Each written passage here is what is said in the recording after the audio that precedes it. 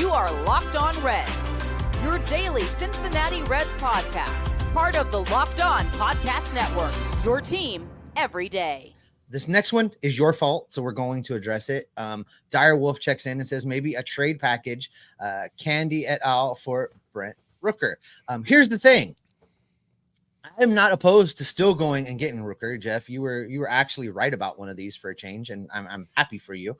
But the package that it's going to take to get him is not Candelario. It's guys that are going to be ready when the A's are ready in Las Vegas. They want Chase prospect. Petty would be. They want Chase Petty. They want Cam Collier. They want Duno. They want those kind of guys. Those are going to be the guys they're asking for. That's going to be the starting point. And given that how good a season Rooker has had, that asking price is going to be fairly high. So I don't see that happening in the offseason. Something tells me, because I read something the other day that says that the A's have said that they are not likely to deal Brent Rooker this offseason.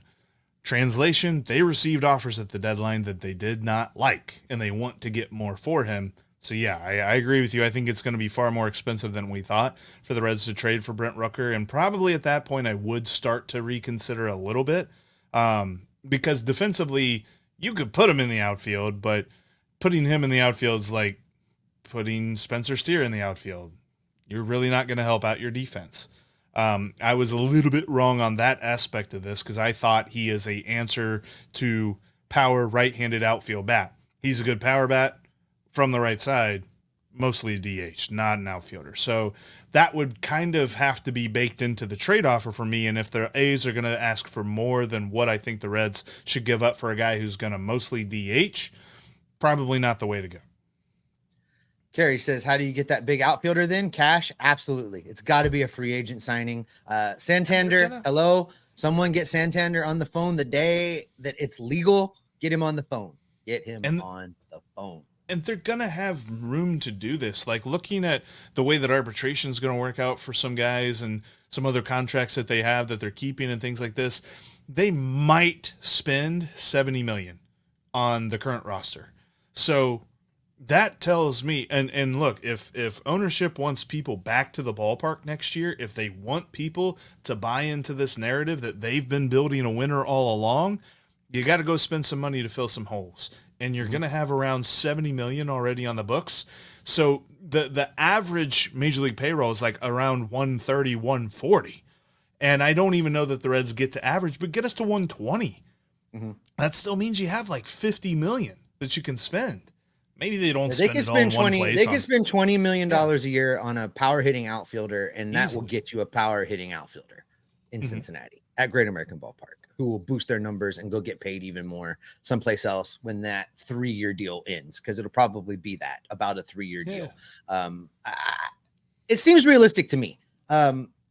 If we continue with the way that the off seasons have gone and ownership just gives Krall a budget and says, go do your thing, the Reds can end up with an outfield power bat. I can see it happen. Debbie says this, and I want to wade into this for just a minute. Talking about Graham Ashcraft. Debbie Brown says that Ashcraft will refuse to go to the bullpen. No, he won't. He may not be happy about it, but if David Bell and Nick Krall call Graham into an office and are like, all right, dude, here's the thing. You're either going to be the back end of this bullpen or you're going to be the front end of a rotation in Louisville. Which one do you want to be? Right. He's going to be the back end of the bullpen all day long. And then he's going to thrive back there. I think when he can come in and pitch to 3 batters with maximum effort, he's going to be a whole different beast. I'm kind of looking forward to seeing it now, because as much as I wanted him to pan out as a starting pitcher, and I loved his Tom Browning-esque work ethic and bulldoggedness, it just never was going to quite work. He just couldn't quite stay healthy to get it done. But pitching out of the bullpen, I think that could be a thing now. And I kind of look forward to see how it plays out. Well, and somebody should just have him sit down with Cowboy for a minute, because Cowboy has made this point a couple of different times on some different broadcasts, and it's a beautiful point. If he wants to be a nicely long tenured pitcher, move to the bullpen, because his style of pitching does not play as a starting pitcher. He might be a starting pitcher for a couple of more years. if he maintains where he's at right now, but he's not going to get a big time contract, and he likely won't get another major league contract unless he adapts his game, because he is best when he's going 110%. And for a pitcher that is best when they're going 110%, they should come out of the bullpen. And I really feel like that is his best scenario for him personally and for the team. I just hope that he aligns, because she's absolutely right. He can refuse to go to the bullpen, but you know what happens when you refuse to do something that your employer asks of you? You're probably getting employed somewhere else. Very much the case. A couple more. There's a couple more that I want to get to here. Let's talk about Will Benson for just a minute, Jeff. We haven't really talked about it very much. Saw him take that ball off his hand, basically, while he was squared around. And I was looking just a minute ago. I don't see an update yet. Did you see anything different? I know they said at the end, it was toward the end of the game on Thursday, they said that he got x-rays. The x-rays are negative. It was not broken. But they're saying like severe. So probably a lot of swelling, so he'll be day to day. So these Cincinnati Reds get to do that thing they love to do. Then they get to play shorthanded. All right. I think that this opens up a big opportunity though, because I really feel like Rhys Hines should be getting more playing time to see what more he's got, to see if he can put himself into the argument for maybe a 4th or 5th outfield spot next year. Yep. And I don't know what we're gaining here by not playing him, so let's get him in there. Also, real quick, and I don't like to add insult to injury because Lord knows that hurts. I've done it before too, but that's because I was bad at bunting and not a professional hitter. Will Benson is a professional hitter. Why is he putting his fingers around the bat? You do not put your fingers around the bat when you're trying to bunt. You hold it, you got it kind of like an L shape, and you hold it like that. You don't hold it like this when you're trying to bunt. That's what happens when you hold it like that. You get hit every time. Happened to me in high school. I remember that. Direwolf asks, what are the chances Bell is replaced for next year? Less than 5%, I would say. I mean, I'm not going to say it can't happen, but Nick Krall is already on record as saying that David's done a good job. We can unpack that if you want to. But because those statements have been made, I would be shocked. I mean, absolutely shocked if they make some kind of move. And again, David Bell's not going to get fired. The best you can hope for with David Bell is a promotion to assistant general manager, something in the front office. But I don't see that happening. Given what's been said publicly, Jeff, I feel like David Bell's the guy next year. Ken Rosenthal had a great article about this in The Athletic, and he grouped the Reds in with a couple of other teams that are kind of on the fence of, well, they should have done better. They didn't do as good as they thought, and they're probably not going to make any major changes when it comes to their management staff. And he said it succinctly, and it applies every year of my life of being a Reds fan, and it annoys the crap out of me. But he said this. He said, when a team's financial wealth and financial health is not determined by its on-field performance, then they are less inclined to really heavily weigh what happens on the field. And so the fact that the Reds have disappointed this year should mean that David Bell and others are not likely to return, but that's probably not the case, especially since they gave him a contract extension the year before. There's also a precedent with that of like, well, we just gave you more money, gave you more years, and now we're going to cut it all short. They're going to owe him a bunch of money if they do that. So that's not something that the Reds are likely to do, as annoying as it sounds, because on merit, yes, he should be replaced. But also you would have to reorganize the entire management structure that the Reds have seemingly put out there.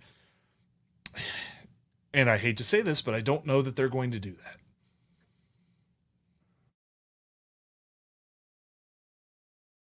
When life gets busy, fitting in a workout can be stressful. With Tonal, you can get efficient workouts personalized just for you and are available with the amount of time that you have. Tonal is the world's smartest and most effective strength training system that helps get you stronger. Powered by AI, Tonal learns with every rep so it can deliver workouts personalized just for you. Tonal learns from your movement and provides suggested weight recommendations for every move with detailed progress reports. They even create personalized program and workout suggestions or recommendations based on your individual goals. It's like having a personal trainer at home with you, as Tonal will optimize every workout just for you. Right now, Tonal is offering our listeners $200 off your Tonal purchase with the promo code LockedOnMLB. That's Tonal.com and use the promo code LockedOnMLB for $200 off your purchase. Again, Tonal.com, promo code LockedOnMLB for $200 off. Michael says, Cowboy. We were talking about the Cowboy. Is far and away the best Reds color guy. Chris Welsh is a friend, so I'm maybe a little biased, but I want to carry this out a step farther.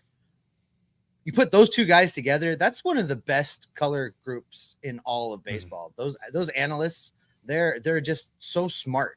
I think we're spoiled, really, here in Cincinnati with the quality of broadcaster that we've got going on right now. There's not a combo, and I know there's some hate on Barry Larkin at times when he's in the home. He's gotten better, man. He's gotten better. That's just what I was going to say. Yeah. He's gotten better. I feel like there's not a time I turn on the broadcast and I'm like, crap, Welsh is over on the radio. I got to figure out this sync up thing now. I'm happy with whoever is telling me the stories that day because the group is so good. Yeah, I agree. And they're very well spoken and they're very good at articulating their knowledge of the game. And obviously those three guys have a vast knowledge of the game. So they add so much to the broadcast. And quite frankly, just listening to Cowboys sometimes, like it was fun during this Cardinal series of him and John Sadak talking because you could tell these two teams, man, like that Cardinal series was so frustrating because if you talk to JD Haffron, our host of Locked On Cardinals, he will say very plainly, he's like, this Cardinals team has been so disappointing this year. And quite frankly, I was worried about it from the word go. And they approved him right, unfortunately for him, fortunately for us, because stinking Cardinals, they can lose every game of the year for all I care. But the point of it is, like, that series as a whole, whether the Reds won or the Cardinals won, really didn't move the needle for any team. And you could kind of hear that in John Sadak's voice a little bit, but they added levity to the fact that there were some great conversations that the two of them had. It's a lot of fun to listen to Cowboy call a game because there's a lot of times that he is really good at weaving in life and weaving in memories that he had as a ball player into lulls in the action where you may or may not really be that focused on what's going on in the field. There is a lot of great stuff in the comments. We're going to try to get to a lot of these. I got something from Nico, something from Carrie, something from Nick, something from DT, and Michael's weighing in with more good points. It's firing up, Jeff. It's heating up. Let's start with Nico just because it's love. Nico loves the podcast. So happy that he can get daily content about his favorite team. Nico, we appreciate you being here and watching Jeff and I talk Cincinnati Reds baseball. Tell your friends. All throughout the rest of the season, all throughout the off season, leading up to next season, because we've been here for the last 6 years as well. So, we've been doing this a while. I'm gonna stack these next two. So Carrie says, do minor league players join the winter leagues? And then Nick follows in with how likely is Matt McLain's return with 14 games left? And I want to take these two together because I have a thought. Yes, the Reds will designate minor league players to go out to the Arizona Fall League. A lot of the Dominican and other Latin American players will go to those winter leagues and play. That happens every single year. In fact, that's where Noelvi Marte suffered his injury that led to the PED suspension, right? He got hurt in a winter league while he was back home playing baseball. But I take those two together because I have a thought about Matt McLain. I don't want them to try to get him back up here with the limited amount of games that are left. But what I don't know, and I wonder, is could he go play in like the Arizona Fall League just to get some reps in, just to face some live pitching? Or is it more of a complex league kind of thing where they'll just put him in a cage with a random minor leaguer that may or may not be participating in the winter baseball to throw him pitches? Because I think he needs to see pitches. He's gone a long time now without seeing some significant real pitching, and I'd like to see him get that before spring training.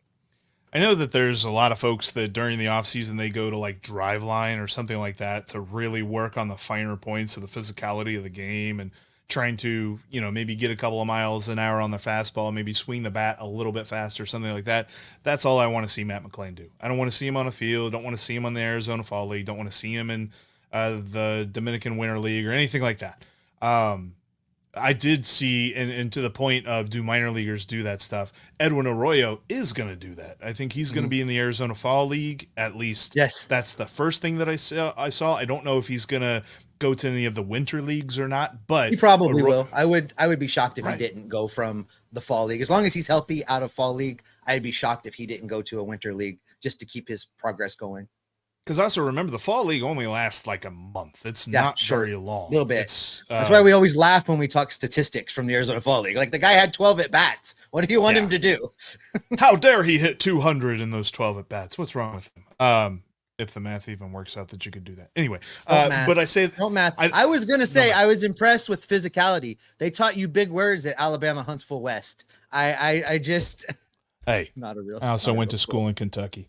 But when it comes to Matt McLain, I want to see him in Goodyear, fully healthy, and I think you need to treat that as conservatively as possible because he injured himself in practice during spring training last year. So that tells me that really to get him back on the field, and by the time he gets back on a diamond for a regular season ball game, it'll be almost 600 days since the last regular season ball game that he played in. So I really want that to happen on opening day. I don't want them to push that back any further. Don't jeopardize that. Yeah, I don't know, Jeff. 600 days. It's like we can use that same number to make both our points. I feel like I hear you. 600 days is a long time. I want him healthy on opening day. I want him to not risk injury, but also 600 days is a long time to have not seen a major league pitch. And I think he's going to need extra heat up time. Willie really see a lot of major league pitching in spring training. He'll see just as good at pitching in spring training as he would in the winter leagues. Just as good. Maybe. I don't know. You're crazy. This from DT. Referring to our conversation about David Bell not being fired, DT says, if that's the case, I give up. There's zero reason to keep putting my heart into this team year after year, knowing we have no shot at winning. Tell me I'm wrong and back it up with facts. You can't. I can't. Because what difference? I mean, really, what in the world do you think it is that David Bell does on a day in and day out basis? What does him being the manager really matter in the grand scheme of things? Maybe 1, 2, 3 wins versus losses a year, maybe. How much help was Craig Counsell to the Chicago Cubs this year? I mean, what was he a needle mover? Did he make a difference? Who Jeff and I both think is probably the smartest manager in baseball. It meant squat, and he made $12 million to mean squat. So it's not like the old days. The old days, the manager was the be-all. He was the end-all. He made all the decisions. He was the decider. He could go with his gut. He could go with numbers. He could do whatever he wanted to do, but he was the guy doing it. It's not that way anymore. It's a collection. And if you fired David Bell right now, they would replace him with another David Bell. They would replace him with another guy that fits their philosophy, which is a collective. Jeff, do not make a Borg joke. Just don't do it. It's a collective. They all put their minds together every single day. They work together to make the lineups. They work together to make the pitching decisions. In the offseason, Nick Krall assembles a team in a room, and they talk it out, and they make collective decisions that then Nick Krall implements. Same in the dugout. They make collective decisions that David Bell implements. Now, here are some things that David Bell needs to get better at. He needs to get better at giving an ass chewing. He needs to get better at holding players accountable. He needs to stop coming to a microphone every single day and mumbling that everybody's really trying hard and they're almost there and things are going to get better and the guys, they're just so close and injuries will be the addition that we need to this team. He has to stop that crap. He has to hold people accountable. That's the difference that I need to see from David Bell. Now, if he continues forward, he doesn't do that. He continues to be the rah-rah players manager, then maybe you make a change just for that reason, but they're not going to fire him. They're going to promote him. They're going to bring somebody else in. They like David Bell. The families are intertwined. It's just not going to happen. Now, if that is the marker that you're going to use to decide that's my line, that's where I'm finally done with this team, I don't know what to tell you, because if that's the final straw, I don't know, Jeff. I just always fall back on the words of Sparky Anderson that the manager doesn't really mean a whole lot. It's all about these guys. It's about the players on the field, the guys who are here, the roster that the Reds will employ. And while I believe that the performance of the team merits a change in management, you're right. The change in management will be somebody that follows in with the organizational philosophy. And the organizational philosophy, I think Nick Krall has as much to do with, you would have to stop the impression. I I think Nick Krall has as much to do with the day-to-day motions of the roster as David Bell does. And we can debate whether that's a good thing or not. But quite frankly, once the Reds come to the conclusion that it's not a great thing, I think that's the last day of Nick Krall being a part of this organization, because they will completely rework the way that everything is lined up. So I don't necessarily know that David Bell being fired moves the needle enough. There's got to be improvement with this team. There's got to be accountability with this team. I totally agree with you on that point. And that's got to be how this team changes its management philosophy in the offseason.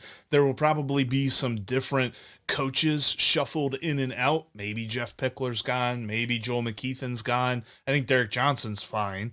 But you may see some changes of the lieutenants, but you're not going to see a changing of the general. Yeah, that's the hardest fire.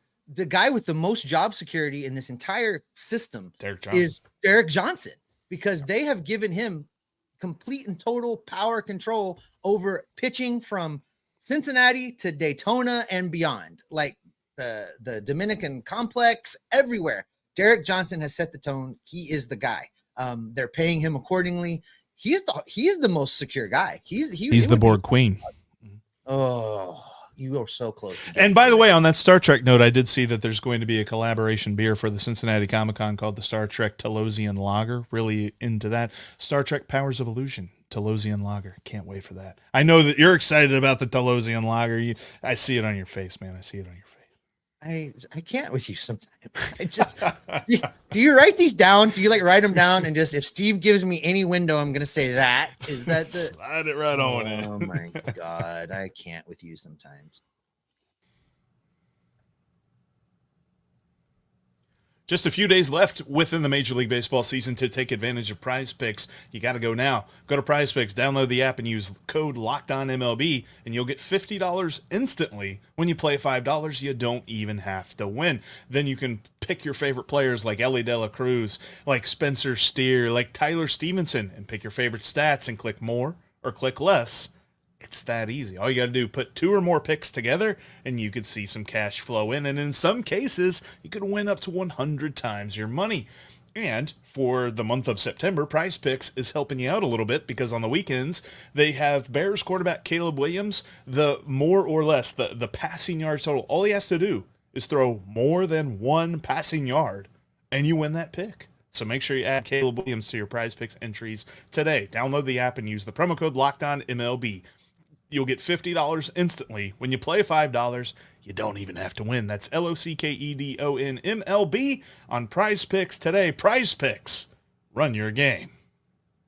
You've heard us talk a lot about FanDuel here on Locked On Reds. It's because it's America's #1 sports book, and they have something special for you cooking right now. It's a little different. So from now through September 22nd, all FanDuel customers can bet $5 and get a 3-week free trial of NFL Sunday Ticket from YouTube and YouTube TV.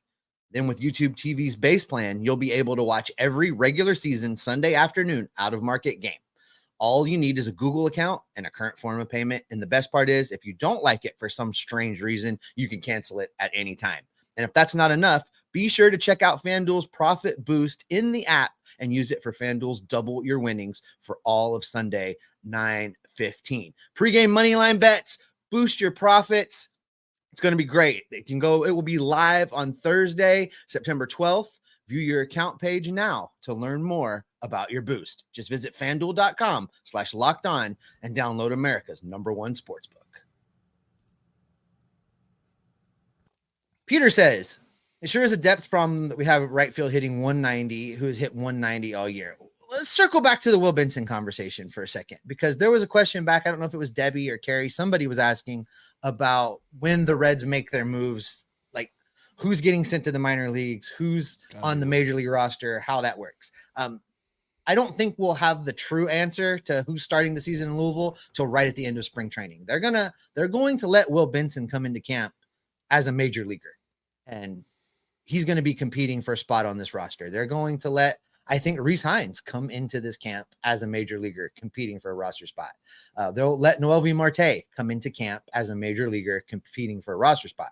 All those dudes have options, though, and as we get to the end of spring training, they will make some moves.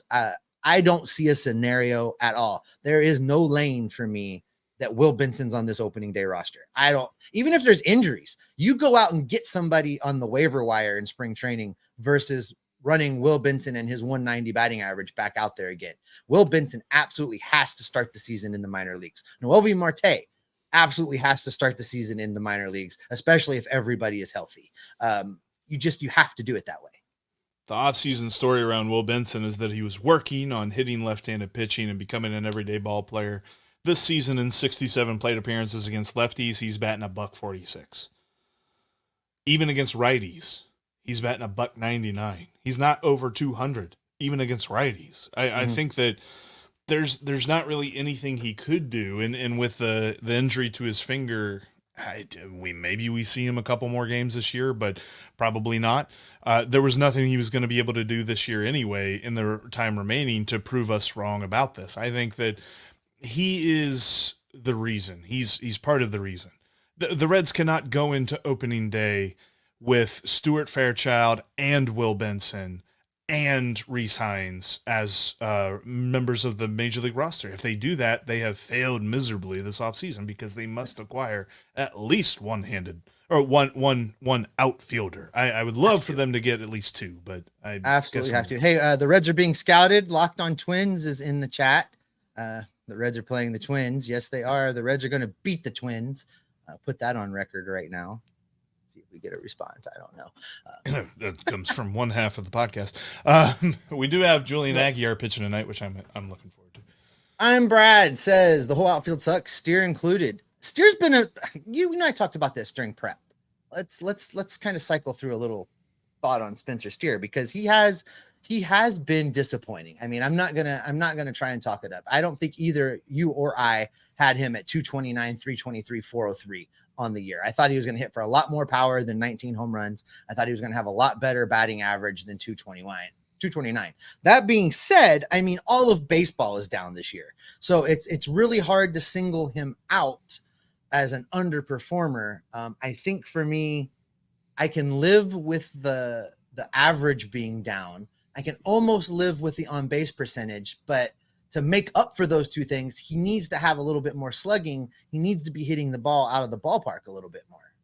Yeah, I really thought that he was going to be a guy that's at 2 or 350 on the on base. And if you were to tell me, because I was looking at this the other day talking about Ellie, the league average, the mean, as it were, batting average for the league is 244. Ellie is 15 points above league average at 259, and Spencer Steer is 15 points below league average at 229. If you were to ask me before the season, what two guys, or between Ellie De La Cruz and Spencer Steer, who's going to be 15 points above league average, who's going to be 15 points below league average, I thought it would be flipped. I didn't realize that Ellie was going to take the step forward that he did with the bat, and I didn't think that Spencer Steer would take this step back. The on-base percentage for me is particularly disappointing, and he's just not been that consistent guy. We thought after last year he was the consistent dude for the Reds in the middle of the order. I called him the mashed potatoes. He's not been the mashed potatoes this year, Steve. He's been the sweet potato fries. Because trust me, there's some places that you can go to and you can get some good sweet potato fries. And there's some places that you go to and they put like sugar on them or they put some sort of weird glaze on them. And then they just taste all wrong because you want something nice and salty alongside your hamburger. And that's not the sweet potato fries that you get with all the sugar and stuff on them. So I feel like this year Spencer Steer has missed the mark for what I thought he could be. Hopefully he takes that step forward next year, though. And then defensively, not a great conversation. Well, so Aaron weighs in with this and says that Steer does better all around when he plays first base. And I know that's the bandwagon you're on, Jeff. I mean, I will acknowledge that's where you're trying to make Steer the first baseman of this team. And I get it. I just don't see how you can do it when you've got to still answer the CES question. And even if you answer the CES question, you've then got to answer the Ty France question. So I'm not sure. I'm not sure. And how does all of that play into the Jamer Candelario question? Correct. And then if you get through all of those questions and end up with Spencer Steer as your first baseman, you have to now sign 2 outfielders, not just 1. Which is what I want them to do. It's just it's what we want them to do, but I don't know that they're gonna. I don't think. And if they do, and here's my fear, here's my worry. I don't think it's unrealistic to say that this team can go land Santander. I think that can happen. And I know I hear you and your Juan Soto talk. That's not going to happen. Can I say it's 0% chance? No, but it's like 0.5% chance of Soto signing with the Cincinnati Reds. It is a realistic thought process that they could go get a Santander, though. But if they need to sign 2 outfielders instead of just 1, it makes me concerned that they'll take the money that they would be willing to offer Santander and they'll split it between 2 guys, and we won't get anything. That's my what have I been saying, though? I said you aim for Juan Soto, the moon, and even if you miss, you land in the stars, Anthony Santander. That's your guy that you kind of like. That's sort of probably where they end up hitting. You aim for Juan Soto, you hit Anthony Santander. And just another note on Spencer Steer. It's interesting because I did see the comment about his batting average on balls in play. What's intriguing to me about Spencer Steer is that his quality of contact is below league average. His average exit velocity is 87.8. League average is at 88.5. So you're talking about a guy that's not even hitting the ball as hard as the rest of the league is. His bat speed is slightly slow. His squared up percentage is right around league average. So there might be something mechanical that he could work on in the offseason and maybe improve that a little bit. But the metrics behind what he is doing is saying where he is going with his performance is where he should be. Lots more to get to in this chat, Jeff. Let's try and squeeze at least a few more in, because Michael was asking about CES. Any ideas about CES for next year? There's no idea. I mean, what the team is going to tell you and what the team continues to say is CES is on track to be ready to go for spring training and be a valuable member of this team come opening day. That's what the team is going to tell you. What we don't know is we don't have any idea how he's going to be able to hit after all this. He was terrible really before the injury. He was terrible during the injury. We don't know what he's going to look like after the injury. And I don't know that I can see enough of anything in spring training to be willing to pencil him in as the opening day first baseman. We've talked about spring training stats, and I know that it's much more now about the eye test and what the team observes during workout and back in the backfields and the cages and all of the things that we don't see. But for me, I think if this is the roster, it's a competition between Jeimer Candelario and Ty France to be the opening day first baseman, unless CES can find a way to shoehorn in there and steal it from them. I don't love making takes about health, but I got a feeling that based on all that he has been through this year, that Christian Encarnacion-Strand is probably going to deal with this next year as well. Because of all of the things that they said, like, oh, he had a broken bone here, and then he got another broken bone here, and then, well, he's been dealing with ligament damage all along. I feel like that ligament damage is probably not going to be something that fully heals over this offseason. So you're probably going to be seeing him deal with it in spring training, and it may be something that he starts the year on the injured list with it next year anyway. So I would be very surprised to see him the opening day starting first baseman. And I'd be very happy to be wrong about that. But I just have this feeling that everything that he has gone through this year is not a 2024 only problem. Well, wrists are tricky. Just ask Joe Burrow. We don't know how it's going to work out. If you don't move it, you lose it. That's right. That's pretty much the case. Viva la France, Debbie said. And yeah, baby.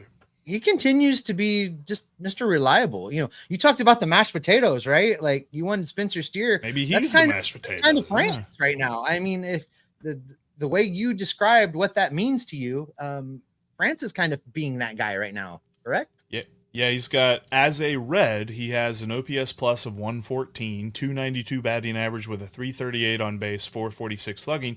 The on base is a little bit lower than where I thought Spencer Steer would be, but that's basically what I kind of thought. Now, I still caution, and I continue to caution about Ty France, that this is a small sample size, and what he has shown over the last couple of years is a bit of a downturn in power. So I'm a little bit cautious with my Ty France takes, but I do feel better about the depth of the Reds infield for next year with him and Santiago Espinal, who are going to both be in tow. They're both under arbitration team control for next year. I think Ty France and I don't know how the market moves with arbitration stuff, but he made $6.775 million this year. He's going to probably make around $8 million next year, probably. I don't see any realm of logical reasoning why the Reds would non-tender that contract because of what he has shown for the Reds. I feel like they will pick that up no problem. So we'll see him, and Santiago Espinal, I think, probably gets around $4 or $5 million next year, and he's still under arbitration team control for 2 more seasons. So you've got 2 guys that the Reds have under cost control for at least next year that are going to make this depth situation a lot better than we thought it could be, given the fact that there's a lot of question marks surrounding the guys that we thought would be filling those spots. Optimistic John checks in, says he loves Ty France and Espinal and Stu as a platoon. I bring that up because I want to talk about Espinal in the outfield. Espinal and Stu are both right-handed batters, so they would not be a platoon. But Espinal, the outfielder, where are you still coming around on that? Are you adamantly against it? Because I'm kind of done with the let's just play the random infielder in the outfield experiment. They have to go get outfielders. I think they played him in the outfield the same way that they played Tyler Stevenson in the outfield because they had nobody else they wanted to play in the outfield. And if Espinal, I'll go there. If Espinal gets outfield playing time in 2025, then 2025 is going exactly like 2024 did, and we are in a Groundhog Day, some sort of weird simulation that I just want to get out of because no, Santiago Espinal should not be playing in the outfield for a contending team. I love him anywhere in the infield. He is a very passable defender. I don't think he's a Gold Glove defender, but he's a very passable defender at third and at second and at short. Very happy about that. I don't need to see him in the outfield. Espinal is a lot like Tony Fernandez, Petey says. You do not move that glove to the outfield. I agree. Thing is, where do you shoehorn him in on the infield? If right, but if you have to play Spencer Steer next year at one position, whether that position is outfield, whether that position is first base, wherever that position is, the role of super utility is available. Yeah. Now, Espinal can play every single position on the infield except catcher, and you could probably stick him back there and he'd figure it out. He's just an athlete. I guess you could say he could play a corner outfield in a pinch.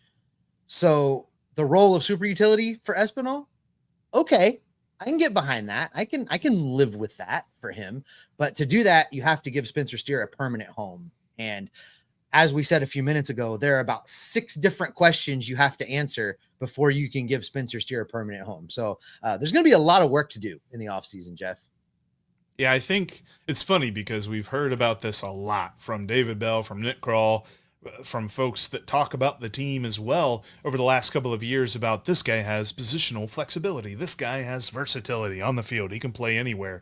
And we were hearing that is a strength.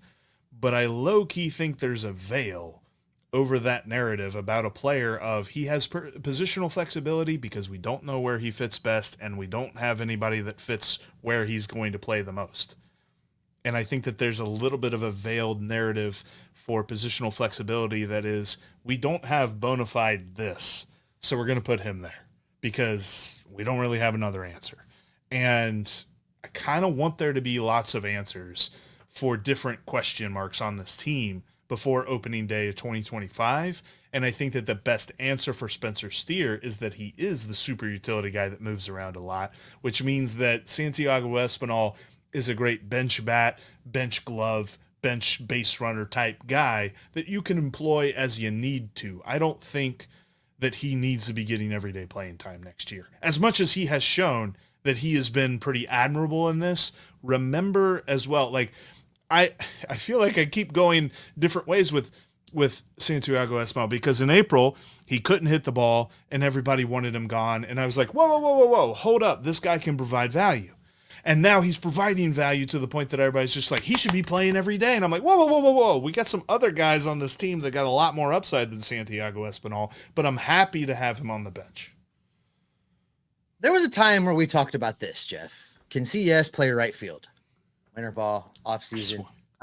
Defensively, for disclosure purposes, he played 1 game in right field, 1 game in right field for the Reds, 1 game in right field for Louisville, 1 game in left field for Louisville. That is it. That is the extent of his outfield experience.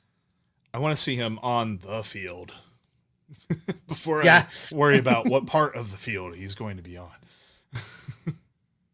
All right. I think that we've gone well past the hour mark here, Jeff. I think that is probably a good Appreciate spot. everybody for joining in. Call it for the day. It's been fun. You guys, appreciate you so much being here with us on a Friday afternoon. The chat is always the best. Make sure you click like down there. Make sure you click subscribe. Make sure you tell your friends about the show. We love talking baseball with you. I say all the time, these live shows with the interaction, they're my favorite. I love hearing from you guys on Twitter X. I love hearing from you guys out and about when I'm at the ballpark. I'll be at the ballpark for the Pittsburgh series. If you're there, come say hi.